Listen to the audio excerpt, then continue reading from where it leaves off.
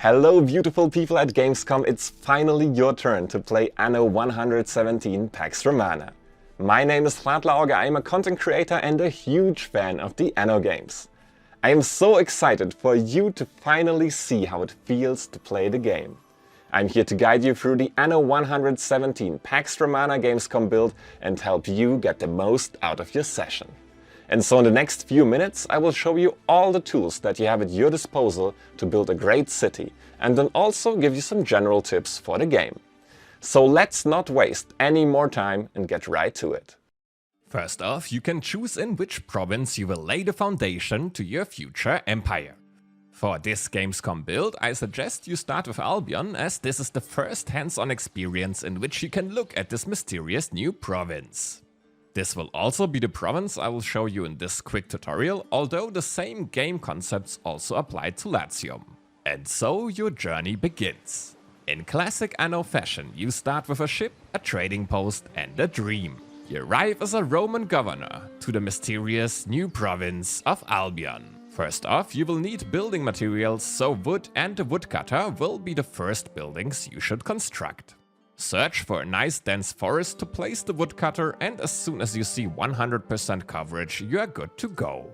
In order for the wood to go from the woodcutter to the sawmill, you will need a street connection. For goods to then become a usable resource, you will need to connect it to a warehouse. But for now, the trading post acts as your first warehouse. It will take time for your first pieces of timber to arrive in the trading post. Like in real life, production takes time.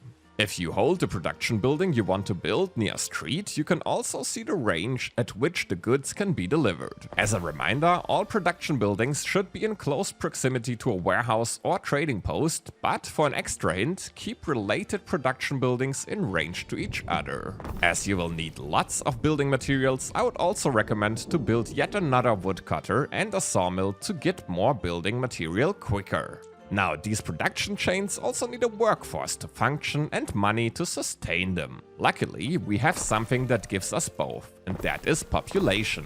So, it's time to build the first houses. These also need a street connection. Also, for reasons I will explain to you in a minute, it makes sense to build more of them close to each other in a neighborhood-like fashion. Now that you have your first population, the inhabitants also have their own needs. After all, a well-fed population is a productive one.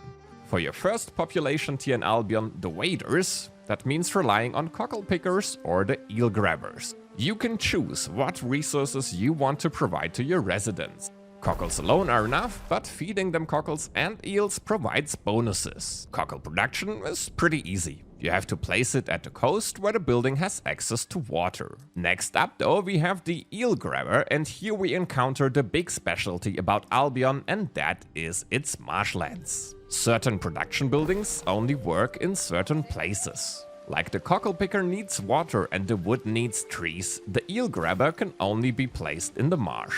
Here, buildings also have a specialty, as they can only be connected by one tile. With both of the needs being fulfilled, it is now time to build some more houses. As soon as you reach 20 inhabitants, you unlock the marketplace and the bard's hearth.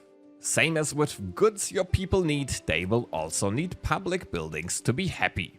These have a radius in which they fulfill the need of the people nearby. Also, they bring certain attribute bonuses. The marketplace, for example, does not only fulfill the need of your people, but also boosts the population and income for each house in range.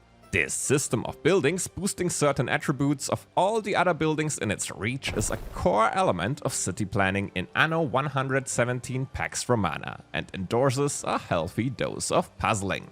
Now that you have placed the marketplace and the bard's hearth in a location of your choosing, it is time to build even more houses around your city center to further expand your city and unlock the next production chains. Now, the final production chains of the waders bring a nice twist to them, because the shoe weaver and the spinner building both boost the attributes of the surrounding buildings. So it is very profitable to build both of them near your houses to make use of this. But for them to function, you still need a reed gatherer and a hemp farm to produce the needed resources. After building the shoe weaver and spinner, you can also build a warehouse nearby which supplies them with the resources needed. The reed gatherer in turn needs to be placed on the marshland again. As soon as all the resources are gathered and the goods produced, you will have provided everything the waiters need. And with all the foundations in place, it is now time to level up your houses. Now, another special thing about Albion is its Romanization feature. You can choose if you want the population to continue developing in the Celtic way, or if you want to open your population to the Roman way of life. Be warned though, for this Gamescom build your choice is permanent and you can only make it once per run. Now, after having chosen either way, the core game principles stay the same. You can build more production buildings to fulfill more needs and further your population. But keep an eye on resources, each tier requires something new. I only covered the very basics of how to start, but there's so much more to explore and many people to meet in Anno 117 Pax Romana. In this demo you will encounter other Roman governors, traders, uncover new items, unlock new technologies in the discovery tree and choose deities to worship. Now that we have the basics covered, I got 9 more quick tips before you start to make the most of your Gamescom Anno 117 Pax Romana session. You can send your ship out to discover the beautiful map. This way you will also make contact with the other NPCs and traders. Beware of Voda, the leader of the Celtic resistance in this province, as they tend to be quite aggressive. While placing a building, you can rotate it by pressing the dot or comma button. If you would like to change the pace of the game, you can do so at any given time by clicking on the corresponding buttons in the bottom left corner. If you want to look at your creation in a different light, you can do so. Also in the bottom left corner of the UI you can choose between different day and night times. On a side note, this does not affect gameplay, so don't worry about playing around with it until you find the perfect lighting. Although the production buildings look absolutely stunning on their own, you even have ornaments which generate prestige when placed. You can choose them from the ornament menu and place them solely to make your city look even better than it already does. If you ever run in trouble or need a guiding hand, you will always find some helpful texts by your advisor Benbalion in the top left corner of the screen. Also, if a building is not properly working, it will display a red symbol which will inform you what the cause of the problem is. If you wish, you can place your villa, which will become your Roman home in Albion for you and your guests. The villa will be available at Tier 2 as an optional building. Don't forget to connect it to the street network to reap its full benefits.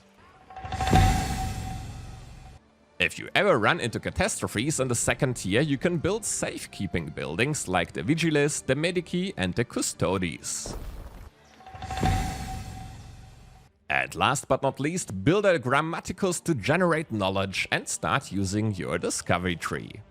Now remember, this is just a slice of the full game, and you only got a glimpse into an incredible world full of epic cities, colosseums, legions and exciting new regions when the game comes out this November on the 13th.